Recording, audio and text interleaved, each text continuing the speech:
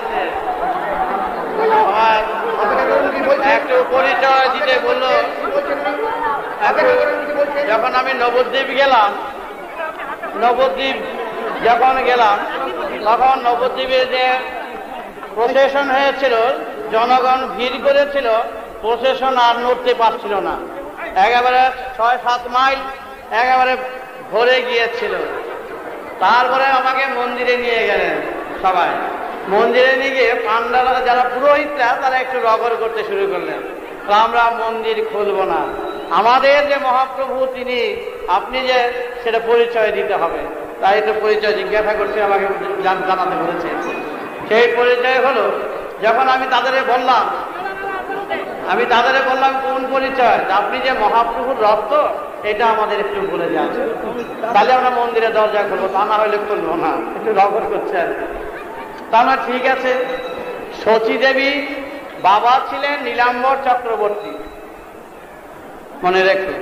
নীলাম্বর চক্রবর্তীর বাবা হলেন শম্ভুনাথ আর উপেন্দ্র চক্রবর্তী, বাবা তার বাবা।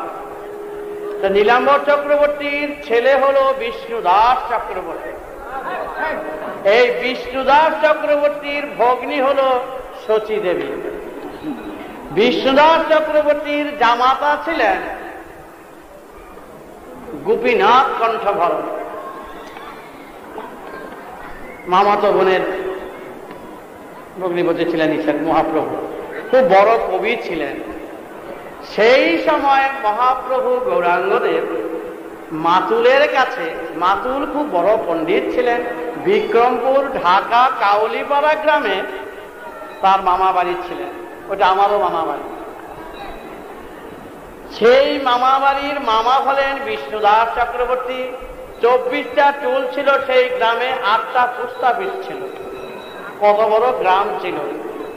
এখান থেকে এখানে শিবচর্চা দিয়ে সেই মাতুলের টুলে মাঝে মাঝে মহাপ্রভু গিয়ে তিনিও পড়াতেন।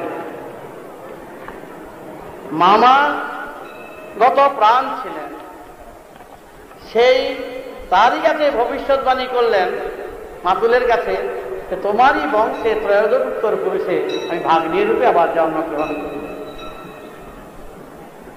যেটা নাগার্জুন গ্রন্থ, গোপীনাথ কণ্ঠভরণ লিখলেন নাগার্জুন গ্রন্থে, সেই গ্রন্থ আছে।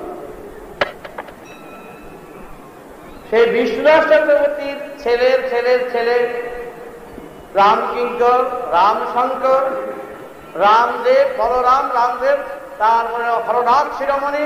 হরনাথ শিরোমণির ছেলে হলো অম্বিকানাথ বিদ্যাভূষণ, তারই কন্যা হলো আমার মা। সুতরাং বাবে তো আপনার ভুল হয় না, সেই দিক থেকে 13 পুরুষ। তাই পরিচয় আমার অহংকার নয়, এটা তোমাদের যে গৌরব, তা রক্ত বহন করে